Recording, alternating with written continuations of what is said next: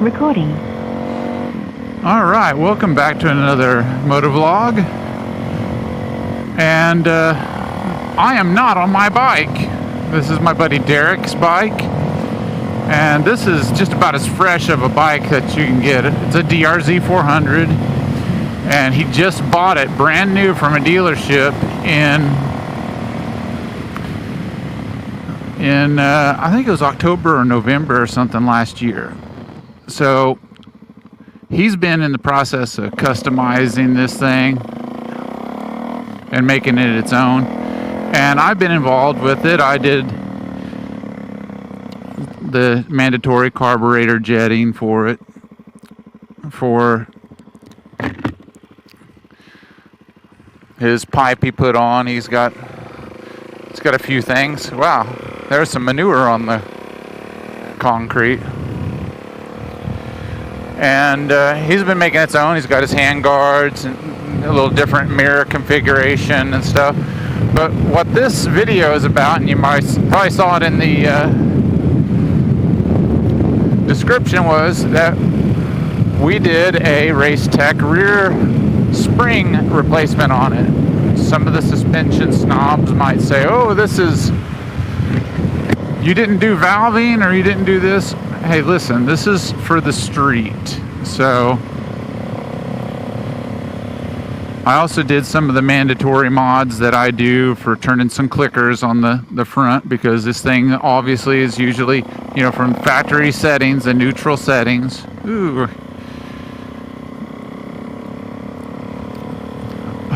He's gonna have to watch his bike. That's just working on stuff fee. And so they rebound way too hard in the front, and the rear is notoriously too soft. But I did the installation on this, and I didn't want to do it as a video because this is my first time pulling one off of this, and it wasn't too bad. But wow, I can really feel some rigidity. So I'm just going to start on my review of it now that I've kind of warmed it up a little bit, going around Casino Motorsports Park, feeling it out. The weather hasn't been that great today, but wow, this is a different feel. And be advised that my bike, oh yeah, my bike has the 150/60 rear on it, which makes it set a little bit lower, but I've got my clicks turned in pretty good on it. But wow, I can really tell, even though I have a tall seat on mine, this is hanging in there. It's really,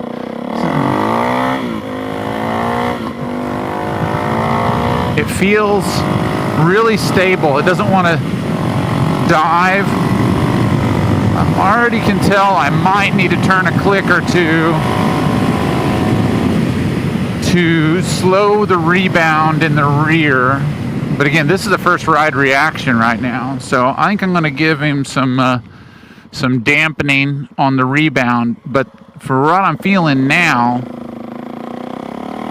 the compression dampening really it's nice and firm. And even though these things aren't really made to be passenger bikes, they're not really intended to be passenger, friendly. He wants to take his wife out on it, and all the more power to him. I think he should, and this will give an advantage. And just some baseline things. I'm not going to talk numbers. Race Tech does make a recommendation of 100 millimeters of sag, but on a street bike, that makes no sense at all. So, and I'd refer to Dave Moss and some of his. If you don't know Dave Moss, and you haven't looked much into suspension for street or track riding. But be that as it may, some of the things that I based on some of his baseline settings. And so I got the sag setting, and wow, I really have a lot of confidence in this.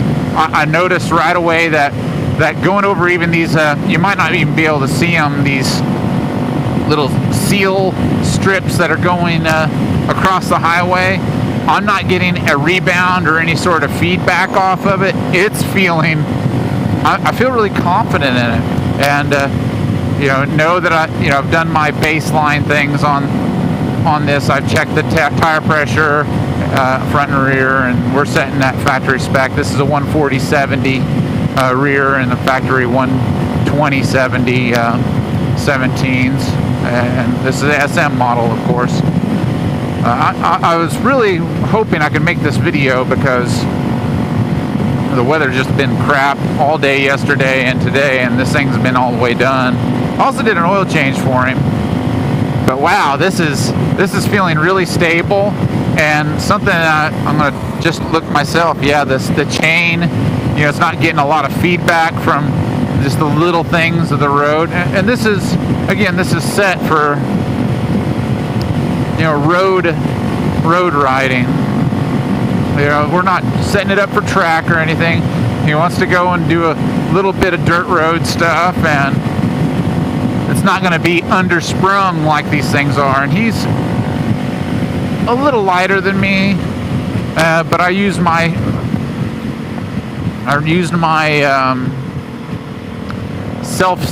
self-measuring sag tool. I've done this more than once. It would be a lot easier with a buddy, but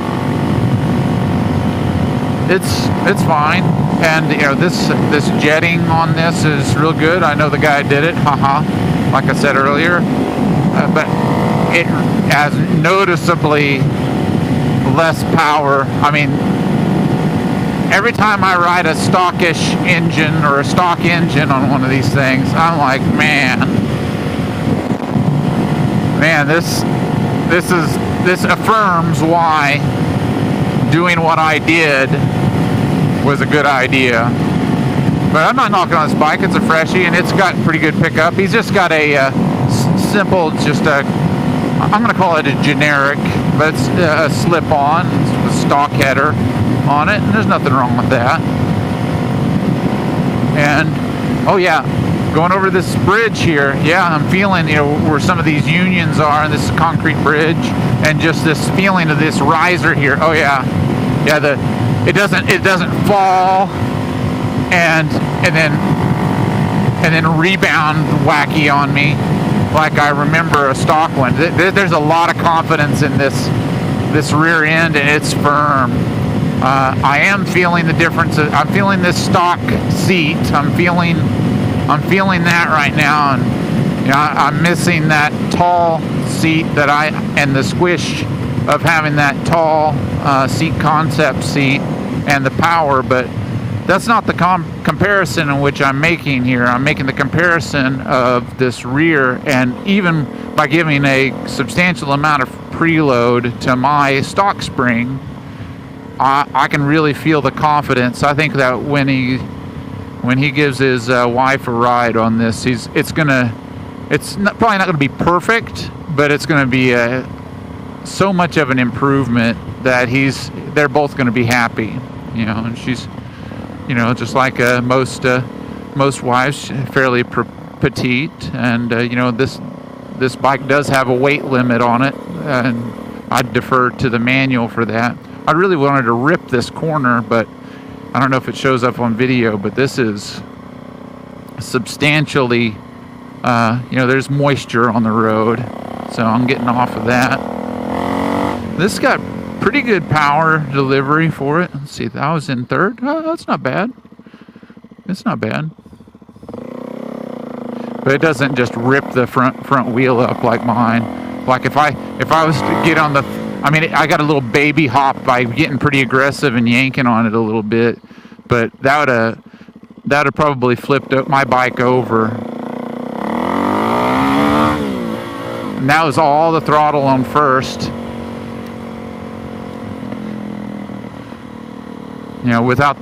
With this something notable here with this more secure, this firmer spring, the rear end isn't going to drop as easily as a stock would, and it might make it a little harder to get the lift. However, it's going to be more stable. And one of my stunner buddies also can confirm that it's much more stable, even by cranking down his factory spring. And he's a pretty good size guy. But yeah, overall, you know, control, and then again, these aren't the best conditions to do a test ride. I think this is just a pretty good upgrade. Yeah, I'd like to get a little bit more spirited with it, and I might on the way home, because I'm going to go through Casino Motorsports Park again and really boogie on it. But yeah, what I'm going to do is I'm going to give it back to him like that, and if he feels like it's springing back a little too aggressive in the rear, we can give him a couple clicks of more of rebound dampening and see how that responds. But I mean, just by setting on it and being on it being just in my garage, I'm pretty satisfied with how this was feeling. And you know, you can only get so far. All right, we're going to do that right there. And yeah, so he's got this, you know, this DG performance slip on, and you know, he's got a nice little graphic kit on it. It's a good bike. It's looking good, and like I said, it's a freshie. So overall, I think that's a good upgrade. I'm not disappointed. We'll see you next time. Recording. Okay, my friend was coming up to talk to me from his run, and I don't think I really completed my thoughts on this, so this may or may not be added on at the end. You know, there's a lot of interpretation, and this is not data driven, but just by feel, going even over this kind of rough tarmac, this road here, I can feel a noticeable difference and a ride height perspective from having that spring not squished down. And so where I get an advantage or a feeling of riding, of setting higher, on having my tall seat on my DRZ,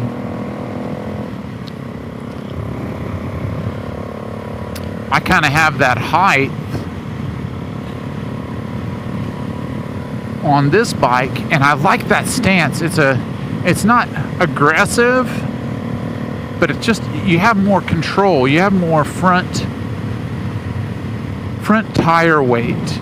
You get more weight on the front tire when you're riding, instead of being like if I was setting, well, even on this with it setting farther back, it doesn't want to sag down more or noticeably more. But the feeling of softness, the feeling of not able to support that weight fully, that's gone. And again, once you bottom it down, there's not like an aggressive a rebound from it. So that, in conjunction with some of the settings that I borrow from my friends at SoCal Supermoto School on their suspension, which those baselines have really worked for me as far as getting a start point. It's just really been helpful. So I mirrored a lot of my settings and made some small adjustments, and I'm not going to give you those because, like, Dewey gave me bad instructions. That's not what this is about. But like over these railroad tracks, it's just the feedback, the negative feedback, that overspring, that almost setting you forward, is not there. That is typical of these, and I just have that firm connection to the seat. I have that firm connection, and it's just, I think, for people that weigh how much my friend and I weigh, being as we don't skip leg day, And I'm apologizing ahead of time if there's a little bit of wind noise here. The wind is out of the north, and I'm kind of bucking a little bit, and I'm going close to 70. This bike has like,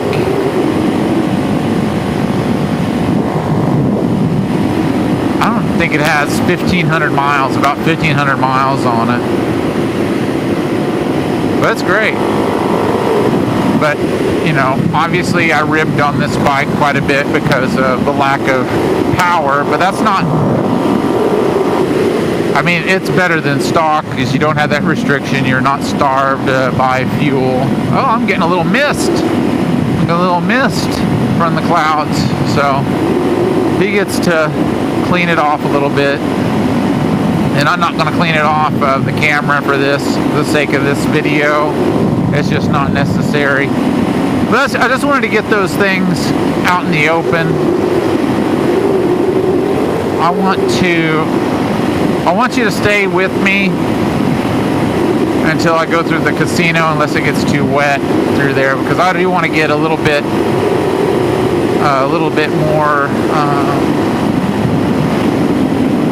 input into this bike. I'm not going to get crazy with it because it's not my bike, but I want to feel some of these turns and see if I get any negative feedback out of the rear. And again, I'm not supermoto style where my crotch is all the way up on the tank or anything. I'm a person riding a street bike. I'm not riding this bike on track. So yeah, I'm getting quite a bit of wind push with this little bit of mist, rain. But even then, the back end of this isn't wanting to squat on me.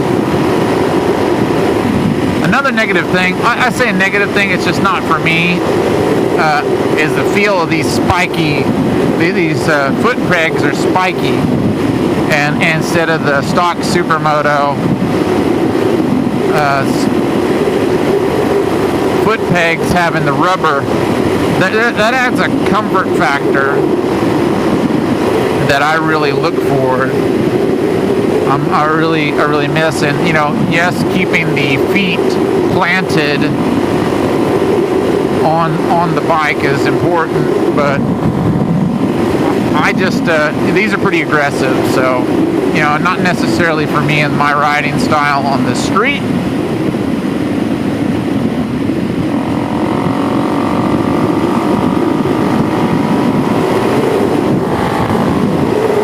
I don't know what that's all about.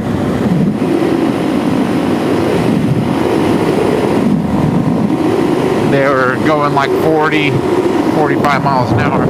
Anyway, this bike, you know, even though stock carb, stock engine, it does everything you need it to do.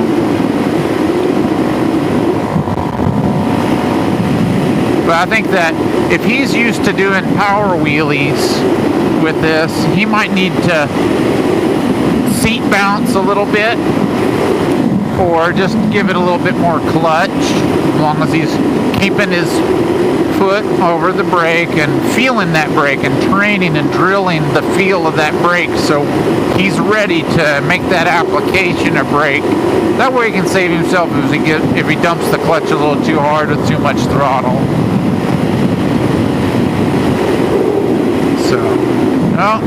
So I'm going to have somebody I'm going to have to blow by over here.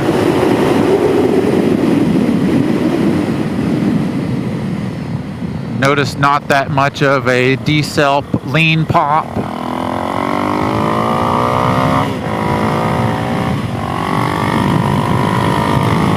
Alright, so that feels pretty good. Yeah, I think he's really going to like this.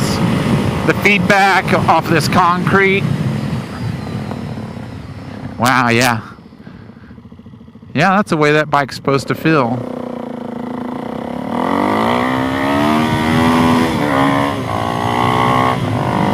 I had to get a little wheelie in there. I kind of had to ask it a little bit at first, but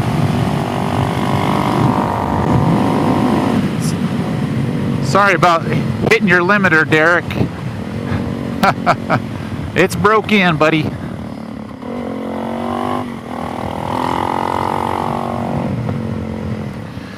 So just an occasional pop on the D-cell from some high RPMs or higher, but that's just a sign of proper jetting. Hey, we're going to break this off, and hope this is helpful in making your decision, and we'll see you next time.